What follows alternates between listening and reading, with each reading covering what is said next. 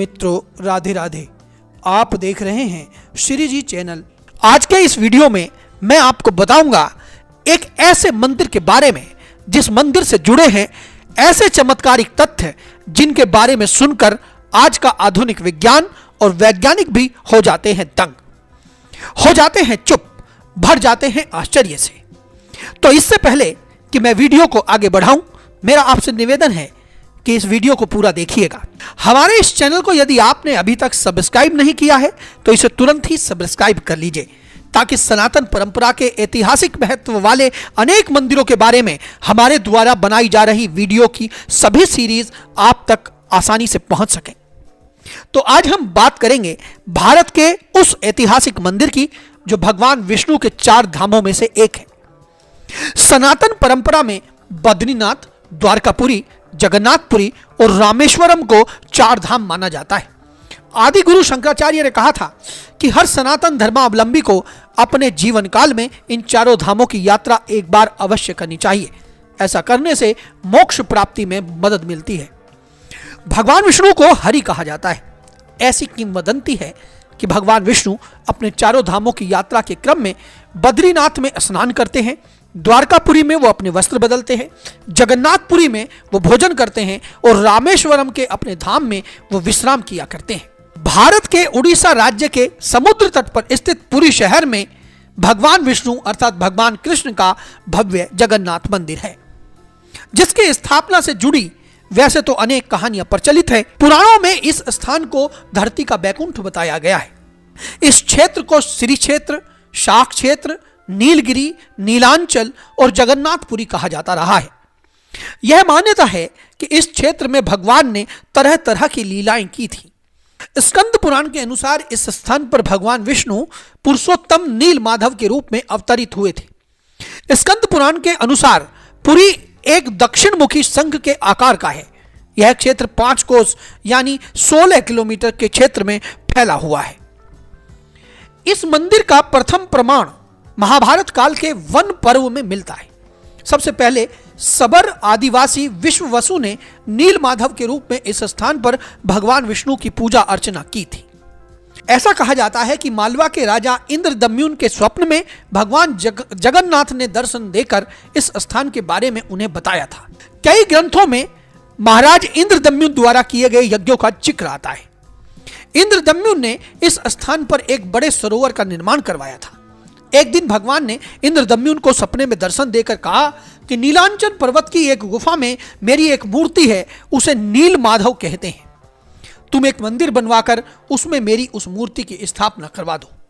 यह भी कहा जाता है कि लकड़ी का एक टुकड़ा द्वारकापुरी से तैरकर पुरी के समुद्र तट पर पहुंच गया था। भगवान ने इंद्रदम्युन को इस लकड़ी के टुकड़े के बारे में बताया और निर्देशित किया कि इस लकड़ी के टुकड़े से तुम मेरी मूर्ति बनाकर मंदिर में स्थापित कर लो।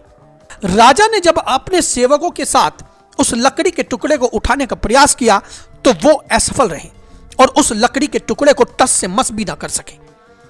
तब सबर कबीले के मुखिया नील माधव के परम भक्त विश्ववसु की सहायता से उस लकड़ी के टुकड़े को उठाकर लाया गया। अब सवाल था मूर्ति के निर्माण का। कारीगरों को इस कार्य के लिए नियुक्त किया गया, किंतु कोई भी कारीगर एक छेनी भी इस लकड़ी के टुकड़े पर नहीं लगा सका। स्वयं भगवान विश्वकर्मा एक बूढ़े कारीगर का रूप धारण करके वहां प्रस्तुत हुए और उन्होंने राजा से यह अनुबंध किया कि मैं इस लकड़ी के टुकड़े से मूर्ति बना तो दूंगा, मैं 21 दिन में मूर्ति का निर्माण कर लूंगा, किंतु मुझे मूर्ति बनाते हुए कोई ना तो देखेगा और ना ही टोकेगा। एक बंद कमरे में बैठकर मैं इस मूर्ति का निर्माण करूंगा। कहा जाता है कि उस बूढ़े कारीगर ने 1 माह तक बंद कमरे में कार्य किया, किंतु जब 1 माह का समय से अधिक हो गया तो राजा अनुबंध की बातों को भूलकर उस दरवाजे को खोलकर उस कमरे के भीतर गए तो वहां कोई नहीं था और 3 मूर्तियां आधी अधूरी बनी हुई थी। उसमें भगवान कृष्ण, बलराम और उनकी बहन सुभद्रा की मूर्तियां थीं। इसे देव इच्छा मानकर इन्हीं अधूरी काठ की मूर्तियों की मंदिर में स्थापना कर दी गई। आज का जो मंदिर है उसका निर्माण 7वीं सदी में हुआ था। 3 बार यह मंदिर ध्वस्त हो चुका है। 1174 ईस्वी में ओडिशा के शासक अनंग भीमदेव ने इस मंदिर का जीर्णोद्धार करवाया था। आइए अब मैं आपको बताता हूं भगवान जगन्नाथ के इस मंदिर से जुड़ी कुछ रहस्यमयी एवं चमत्कारी बातें। ऐसी बातें जिन्हें विज्ञान भी आश्चर्य भरी नजरों से देखता है। पहला चमत्कार यह है कि मंदिर के ऊपर लहरा रहा लाल झंडा सदैव ही हवा की दिशा के विपरीत लहराता है। इस झंडे को प्रतिदिन बदला जाता है और जो व्यक्ति इस झंडे को बदलता है वह उल्टा मंदिर पर चढ़ता है और इस झंडे को बदलता है। ऐसा कहा जाता है कि जिस दिन यह झंडा नहीं बदला जाएगा उसी दिन इस मंदिर के द्वार पूरे 18 वर्ष के लिए बंद हो जाएंगे। दूसरी आश्चर्यजनक किंतु सत्य बात यह है कि मंदिर के गुंबद के ऊपर कोई भी परिंदा पर नहीं मार सकता। यहां तक कि इस मंदिर के ऊपर से वायुयान भी नहीं उड़ाए जाते। ऐसा क्यों होता है, इस बात का तर्क वैज्ञानिक भी अभी तक प्रस्तुत नहीं कर पाए हैं। तीसरा आश्चर्यचकित कर देने वाला तथ्य इस मंदिर से यह जुड़ा है कि इसमें प्रवेश करते ही समुद्र की लहरों की आवाज सुनाई देनी बंद हो जाती है, जबकि मंदिर के दरवाजे से बाहर आते ही यह आवाजें स्पष्ट सुनाई देती हैं। मंदिर के दूसरे दरवाजे के बाहर शमशान घाट है, वहां जल रही चिताओं की सुगंध भी मंदिर में प्रवेश नहीं हो पाती है। चौथा आश्चर्य यह है कि इस मंदिर में रोजाना जो प्रसाद बनता है वह कभी कम या अधिक नहीं होता, चाहे मंदिर में आने वाले श्रद्धालुओं की संख्या कितनी भी क्यों ना हो जाए।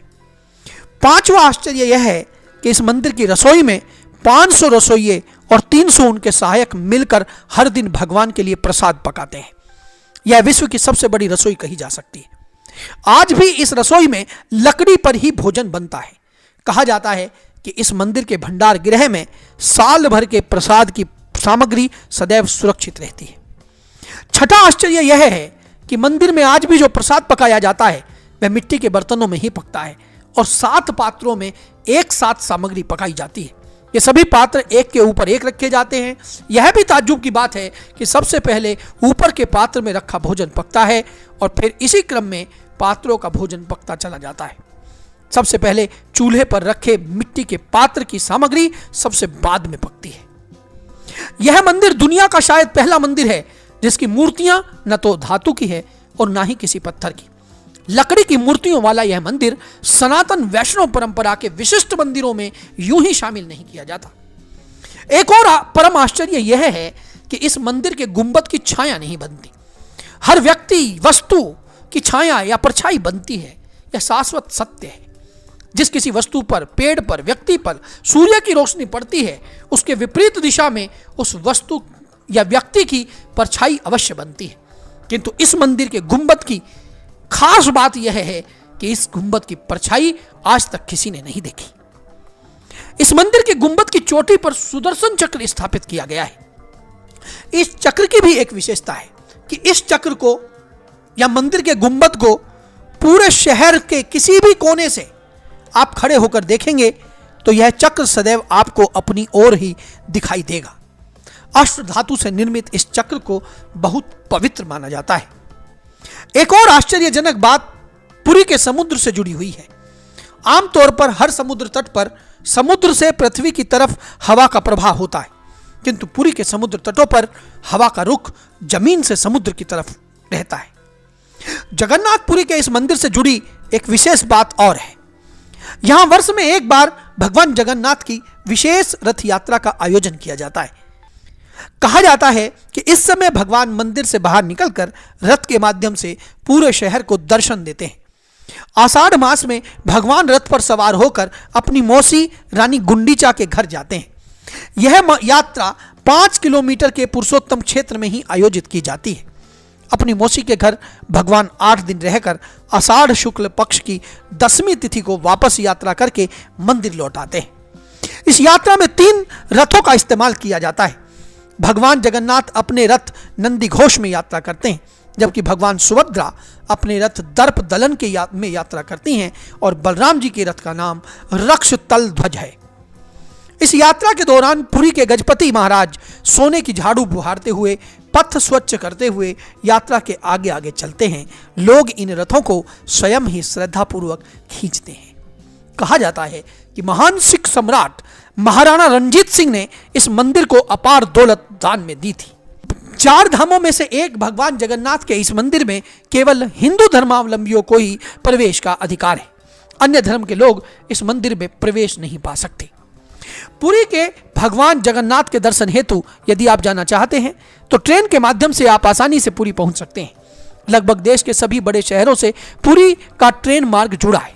पुरी के साथ ही भुवनेश्वर शहर में हवाई अड्डा भी मौजूद है।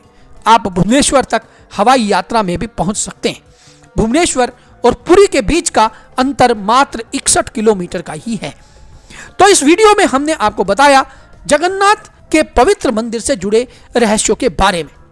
एक बात मैं जगन्नाथ के मंदिर से जुड़ी हुई यह भी बताना चाहता हूं कि यहां पर आज भी वो पंडे मौजूद हैं जो आपके पूरे वंश और वंशानुवलियों को संग्रहित किए हुए बैठे हैं। जब आप इस मंदिर में जाते हैं तो ये पंडे आपसे आपके कुल और खानदान की बात पूछते हैं और वहां जो आपके क्षेत्र से जुड़ा हुआ पंडा है उसके पास आपके पूरे कुल और वंश की पहचान, वंश की जानकारी वहां उपलब्ध होती है। वो अपनी बही के पन्ने पलटता है और बही के पन्ने पलटने के बाद आपको यह बता सकता है कि आपके कुल का यानी आपके वंश की इतनी भी पीढ़ी का यह व्यक्ति इस बार यहां पर चार धाम की यात्रा के दौरान यहां भगवान जगन्नाथ के मंदिर के दर्शन के लिए आया था। तो यह विवरण भी वहां के पंडों के पास आपको आपके कुल का विवरण भी वहां मिल सकता है। तो इस वीडियो को लाइक, कमेंट और शेयर करना ना भूलें। आज की वीडियो में इतना ही। बहुत जल्द हम फिर उपस्थित होंगे सनातन धर्म के मंदिरों से जुड़ी एक विशेष जानकारी के साथ। तब तक के लिए राधे राधे जी।